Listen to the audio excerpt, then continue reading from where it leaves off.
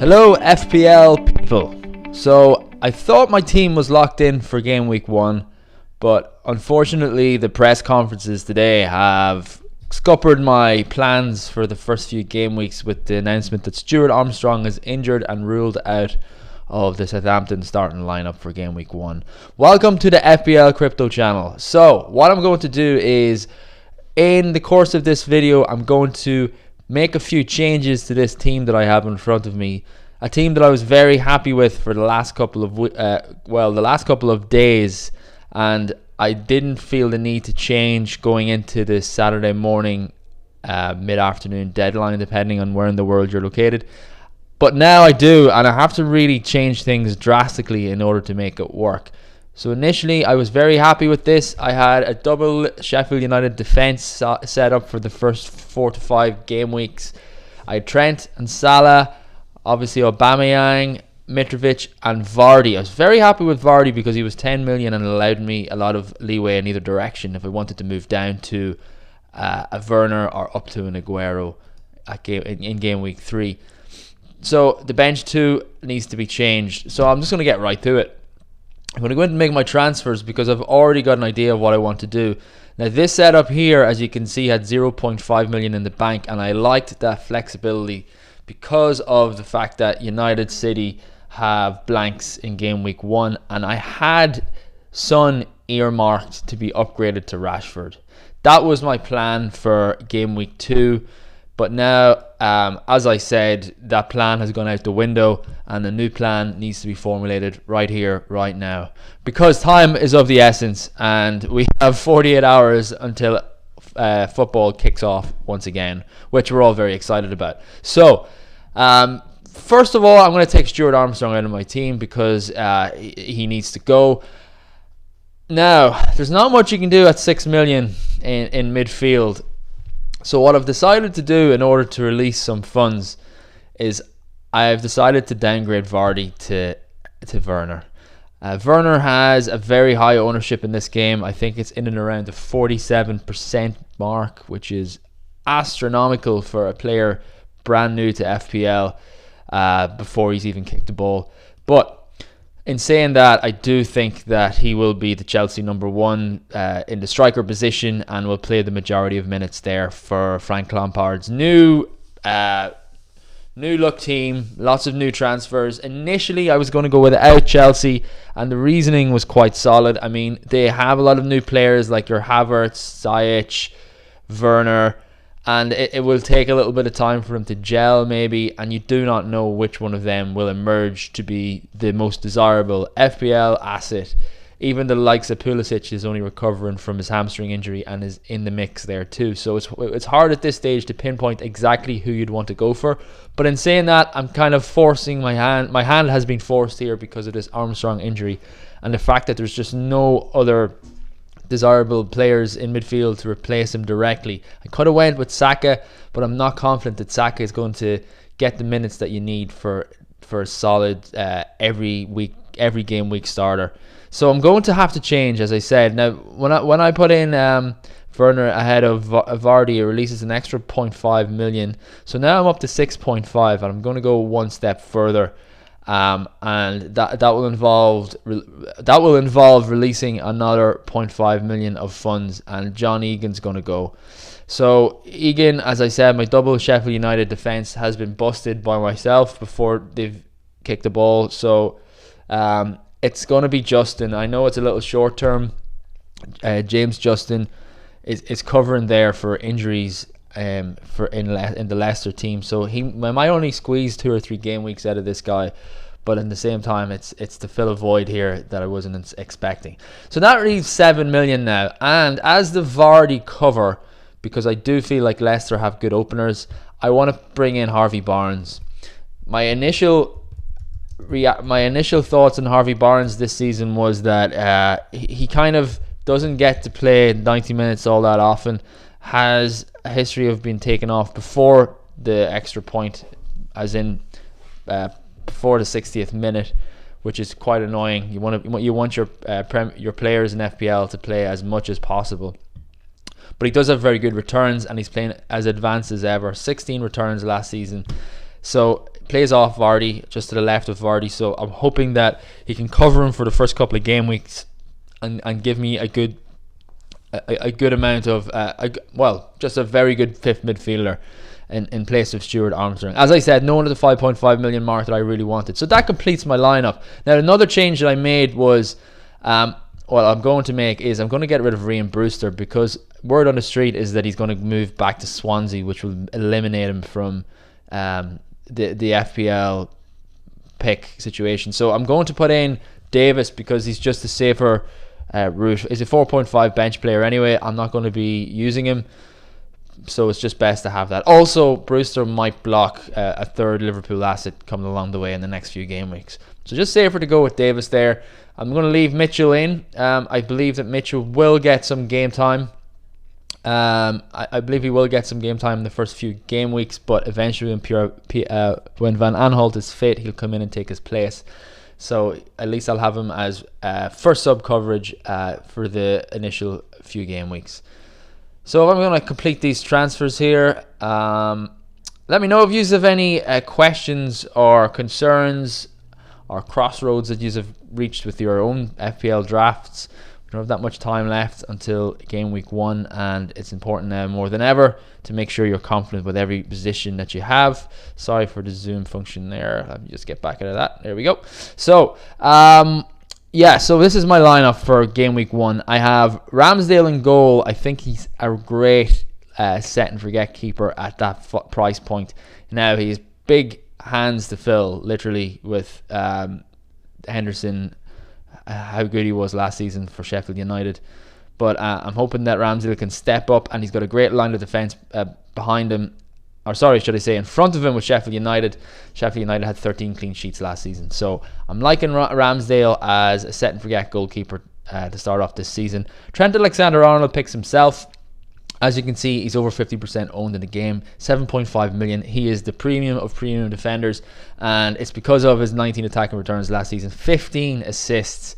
I mean, this guy is like a 7.5 million midfielder who gets clean sheets, and that's a better way of looking at it if you're a little bit hesitant at spending that type of money on a defender. He's got 19 attacking returns and he costs 7.5 million. It's really, really a no-brainer there, folks. Walker Peters, again, it's more to do with Southampton's fixtures. I can see myself playing him maybe 80% of those games, game weeks 1 to 8. So he's a good value pick to just slot in that third place in my defense. James Justin, then I'm hoping to squeeze a couple of games out of him, preferably West Brom and Burnley. He plays Man City in game week 3, where I'll probably pivot to Walker Peters for that week. I'm going to, as I said, Harvey Barnes is there for the reason I gave. I'm going to hand his armband to Salah for game week 1. I have fond memories of Liverpool playing a promoted team in game week 1 of last season and coming out comfortable winners against Norwich with Salah scoring an assist. So I'm going to hand him the armband. He is probably the most reliable FPL asset of recent years. Consistent, a little bit of regression there in the last 2 years compared to his breakout 2017-18 year of 32 goals, 12 assists. Absolutely insane returns. But I'm confident in Salah producing something in game week 1 at home to Leeds. So I'm going to give him, he's only 30% owned, so a little bit underlooked here. And I'm happy to hand him the armband. Aubameyang is a close second in the running. He gets the vice armband. I like Aubameyang. I like the fact that he's nailed in this Arsenal team. He is not rotation prone at all. Now, at Fulham away, again, you could argue that he is probably the best captaincy option for this game week, but I'm going to wait for game week 2 and pop the armband on him. Home to West Ham. So what I'm doing really is I'm following the home fixture. I'm going to do Salah at home to Leeds in game week 1, and then flip on to Aubameyang at home to West Ham in game week 2. And then game week 3 is when the fun happens. I'm going to make a few transfers to bring in those Man City and Man United assets. Same maximum at 5.5 million. You can't really go wrong with this guy. Great run of fixtures for Newcastle starting off, and they've made some attacking signings and creative force signings, like you've got Ryan Fraser coming into the team, Callum Wilson getting on the end of things. So same maximum. I think you'll get the maximum amount of value out of that 5.5 million. Sorry about that. That was a terrible joke. Heung-min Son, 9 million. He's I weighed up Harry Kane or Heung-min Son, and just what I can do at that 1.5 million of savings was just way too much for me. He's a consistent asset. There is a little bit of a worry, even though these fixtures look fantastic for Spurs. They do have a lot of fixture congestion early in the season as they compete in the League Cup and Europa League qualifiers. So I'm looking at Son, but it might be more short-term than you think. Anyway, I'll see how he gets on at home to Everton in game week 1 and make a decision from there. Mitrovic, I think, is the best 6 million asset you can own in the game. He is proven already in the Premier League that he can do it. He had double-digit goals in the 2018-19 season, and he's on penalties too. So for a promoted side, I think that maybe reflects why he's only 6 million. But he is a very good player, and I'm very happy to have him in there at that price point. So for the other striker position, Werner, as I said, not somebody that I'm 100% confident in right now. But in order to make it work with the injury to Stuart Armstrong, I'm going to have to find savings somewhere. So for me, it's a downgrade from Vardy to Timo Werner at 9.5 million. And hopefully he does the business in game week 1 away to Brighton. On the bench then, Mitchell comes in as first sub. So he is, as I said, potentially going to start until Van Aanholt comes back from his injury. Jed Steer takes up the goalkeeper 4 million slot. It doesn't really matter who I put in there, but Jed Steer might get a start for Aston Villa and claim that spot. So with the Heaton injury, so we'll see what happens there. And then Luke Shaw is an interesting one. I think he's undervalued at 5 million for United. The way Brandon Williams finished off last season, I'm not confident that he will play that much this season. Shaw is definitely number 1 pick, and I think at 5 million he offers a very valuable way, cost-saving way to get into that Man United defense. I will probably play Luke Shaw next game week in place of Walker Peters to make up my 3 at the back. And then, as I said, Keenan Davis is just sitting in there as an enabler on the bench at 4.5 million because the funds are tight already, folks. Anyway, so I've joined a couple of leagues here. The one league that I'll draw your attention to is the FPL Crypto League. I'll pop the Autojoin into the description below in this video on the YouTube description. You can click on it and it will bring you straight in to join this league in the Fantasy Premier League. fantasy.premierleague.com site. I have a prize for the winner. We have over 2,000 entrants so far. The winner gets 1 Litecoin, which could be very valuable in years to come. Last season's winner became I think 84th in the world, so you really need to be on top of your game here to do well in this league. It's a very competitive league, but very enjoyable all the same. I'll try and update everybody as much as I can. Okay, next we have our Premier League predictor picks for Super Brew. So this is a contest that I've set up for every game week, whereby you try and guess the score in every Premier League game, and I'll put up a prize for the winner. There's 33 in the league so far. There's a link in the description to auto-join the Super Brew Premier League Predictor League, and I'm going to go through my own picks for game week 1, starting off at Craven Cottage for Fulham against Arsenal. I'm going to give Fulham a goal here, and I'm going to give Arsenal 3. So 3-1 to the Gunners to start off the season. Aubameyang hat-trick would be nice for some captainers. Palace and then Southampton, I'm going to go for a 0-0 draw. I think that's going to be a little bit of a damp squib starting off. Liverpool against Leeds. I'm going to match the Liverpool win from, that's 3-1, the Liverpool win from last season, just because it's on the top of my mind. West Ham against Newcastle. Let's go 1-1.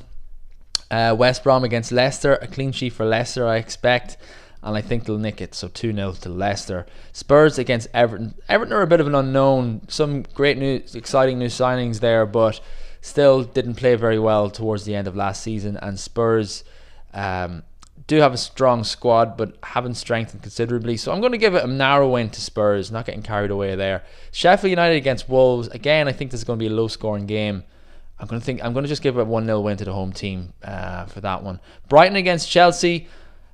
Let's just say 3-0 Chelsea. and leave it at that. Okay, so there's my pick summary. I'm going to enter it. You guys can do the same.